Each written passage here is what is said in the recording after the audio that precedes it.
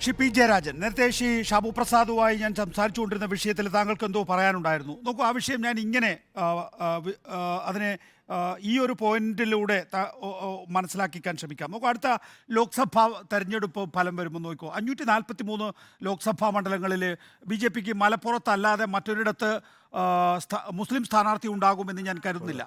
പക്ഷേ 50% മുസ്ലിം വോട്ടർമാരുള്ള ലോക്സഭാ മണ്ഡലത്തിലും BJP ജയിക്കും.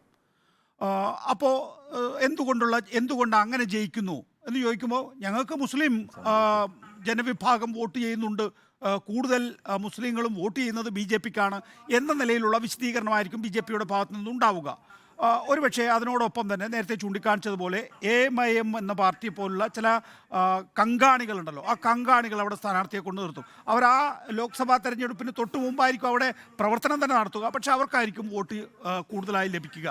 അപ്പോൾ ഇത് എന്തുകൊണ്ട് സംഭവിക്കുന്നു എന്നുള്ള ഒരു വിലയിരുത്തലുണ്ടോ? BJPയെ സംബന്ധിച്ചിടത്തോളം മുസ്ലിം സ്ഥാനാർത്ഥികൾ വേണമെന്നില്ല, അവർക്ക് ഹിന്ദു സ്ഥാനാർത്ഥികൾ തന്നെ മതി, അതും അഗ്രസീവായി സംസാരിക്കുന്ന ഹിന്ദു സ്ഥാനാർത്ഥികൾ തന്നെ മതി. ഇപ്പോൾ ഉദാഹരണത്തിന് ബഹ്റംപൂരിൽ, അതായത് പശ്ചിമ ബംഗാളിലെ ബഹ്റംപൂരിൽ അധീർ രഞ്ജൻ ചൗധരി ലോക്സഭയിലെ പ്രതിപക്ഷ നേതാവിൻ്റെ പദവി വഹിക്കുന്ന ആളാണല്ലോ.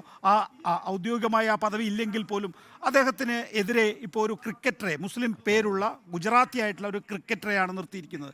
BJP അവിടെ അവരുടേതായ സ്ഥാനാർത്ഥിയെ നിർത്തും. ഫലം നമുക്ക് ഏതാണ്ട് ഊഹിക്കാവുന്ന തരത്തിലാണ് അവിടെ കാര്യങ്ങൾ പോകുന്നത്. അപ്പോൾ തൃണമൂൽ കോൺഗ്രസ് പോലും അതിന് ഒത്താശ ചെയ്യുന്നു എന്നുള്ള തോന്നൽ അവിടെ ഉണ്ട്, വളരെ പ്രധാനമായി. നമുക്ക് ഇവിടെ അപ്പോഴാണ് ഒരു മുസ്ലിം സ്ഥാനാർത്ഥിയെ നിർത്തുന്നതും അദ്ദേഹത്തെ പരസ്യമായി സ്നബ് ചെയ്യുകയും ചെയ്യുന്നു. ഇതൊക്കെ ഈ പൊളിറ്റിക്സ് എങ്ങനെയാണ് പി ജയരാജൻ താങ്കൾ വിലയിരുത്തുന്നത്? അതായത് ഈ BJP പ്രതിനിധി ഷാബു പ്രസാദ് പറയുന്നതിൽ ചില കാര്യങ്ങൾ അടങ്ങിയിട്ടുണ്ട്. അതെന്താന്ന് പറഞ്ഞാൽ, ഒന്ന്, രാജ്യത്തിലെ മുസ്ലിങ്ങളെ രണ്ടാം തരം പൗരന്മാരായിട്ട് കണക്കാക്കുന്ന RSSൻ്റെ പ്രത്യയശാസ്ത്രം അനുസരിച്ചാണ് ഈ രാജ്യത്തിലെ BJP ഭരിക്കുന്നത്. അപ്പോൾ ഭയപ്പെടുത്തി കീഴ്പ്പെടുത്തുക. ഇപ്പോൾ രാമക്ഷേത്ര ബാബരി മസ്ജിദ് തർക്കത്തിൻ്റെ വിഷയമെടുക്കൂ. എന്താണ് BJP നേതാക്കന്മാരായിട്ടുള്ള ചിലർ ഉപദേശിച്ചത്? ഇത് ഞങ്ങളുടെ ദേശീയ പുരുഷനാണ്, അപ്പോൾ അതുകൊണ്ട് ശ്രീരാമൻ്റെ പേരിലുള്ള ക്ഷേത്രം അവിടെ ഉണ്ടായിരുന്നു, അവിടെ പള്ളി പൊളിച്ച് ക്ഷേത്രം ഉണ്ടാക്കുന്നതിന് ന്യായീകരണം കണ്ടെത്താൻ അവർ ശ്രമിച്ചു.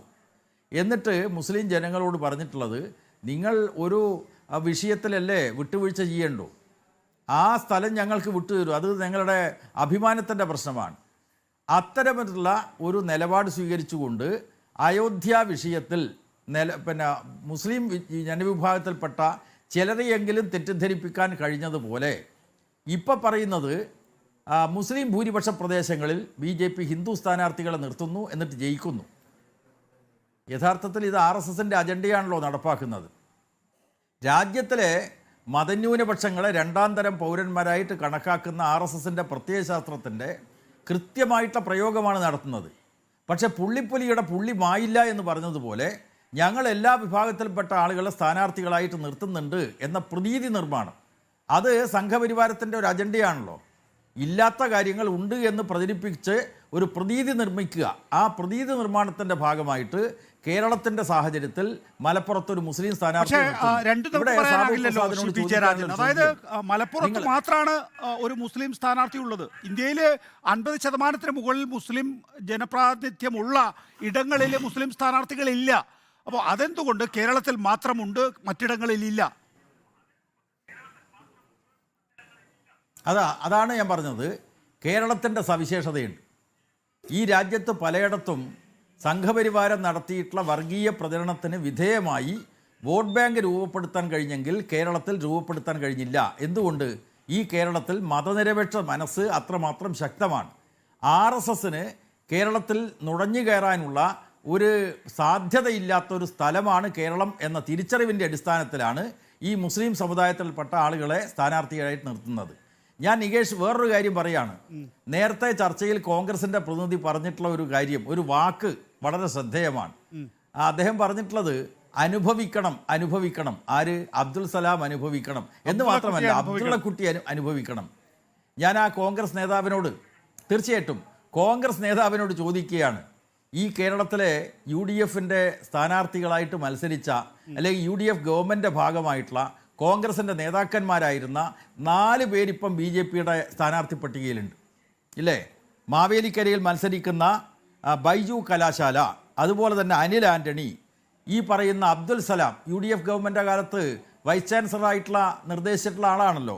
അതുപോലെ തന്നെ കഴിഞ്ഞ തെരഞ്ഞെടുപ്പിൽ പിണറായി വിജയനെതിരായിട്ട് മത്സരിച്ച കോൺഗ്രസ് സ്ഥാനാർത്ഥി കൈപ്പത്തി ചിഹ്നത്തിൽ മത്സരിച്ച C രഘുനാഥ്. 4 സ്ഥാനാർത്ഥികൾ. ആ 4 സ്ഥാനാർത്ഥികൾ നിങ്ങൾ സംഭാവന ചെയ്ത സ്ഥാനാർത്ഥികളാണ്. കാരണം BJPയും കോൺഗ്രസും തമ്മിലുള്ള അതിർവരമ്പ് അത്ര നേരിയതാണ് എന്ന അടിസ്ഥാനത്തിൽ അവർ മറുകണ്ഠം ചാടിയിരിക്കുകയാണ്. ഇനിയിപ്പോൾ ലോക്സഭാ തെരഞ്ഞെടുപ്പിന് ശേഷം ഇതേപോലെയുള്ള അനുഭവങ്ങൾ എത്രയുണ്ടാകും എന്നാണ് കോൺഗ്രസിൻ്റെ നേതാക്കന്മാരോട് ചോദിക്കാനുള്ളത്. കാരണം അധികാരത്തിൻ്റെ പിറകെ ഓടുന്ന കോൺഗ്രസ് സംസ്കാരത്തിൻ്റെ ഭാഗമായിട്ടാണ് ഈ 4 പേരും ഇപ്പോൾ BJP സ്ഥാനാർത്ഥി പട്ടികയിൽ വന്നത്. അതിൽ ഒരു സ്ഥാനാർത്ഥി മാത്രം അനുഭവിച്ചാൽ പോരല്ലോ.